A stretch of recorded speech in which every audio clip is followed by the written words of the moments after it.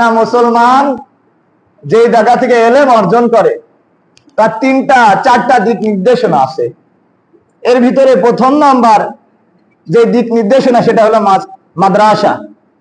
নবীজির ঘর মাদ্রাসা, এলেমের ভান্ডার, যেখান থেকে মানুষ এলেম শিখে থাকে। দিন দুনিয়ার সমস্ত ভালো কিছু যেখান থেকে শেখানো হয়। দ্বিতীয় আসেন তাবলীগ, তাবলীগে জামাত, যেখানে মানুষ চিল্লা দিয়ে বেড়ায়। যারা অর্থশালী আছে তারা দিনের কাজে নিজেদের অর্থ খেয়ে পড়ে মানুষের দ্বারে দ্বারে দাওয়াত দেয় এবং দিনের কাজ শেখে। দ্বিতীয় নাম্বার। তৃতীয় নাম্বার হলো জুম্মার দিন মসজিদ, যে জুম্মার যে আলোচনা হয়, শুক্রবারের দিন মসজিদে একত্রিত হয়ে যে আলোচনা, যে মশওয়ারা হয়। তৃতীয় নাম্বার হলো এটা, এলেম শিক্ষা করা। চতুর্থ নাম্বার হলো মাহফিল, যেটা আমরা দিয়ে থাকি, যেটা আমাদের দেশে প্রচালিত আছে মাহফিল। আমরা হুজুর এনে কোরআন হাদিসের কথা শুনি। এই চারটা জায়গা থেকে এলেম শিখতে হয়।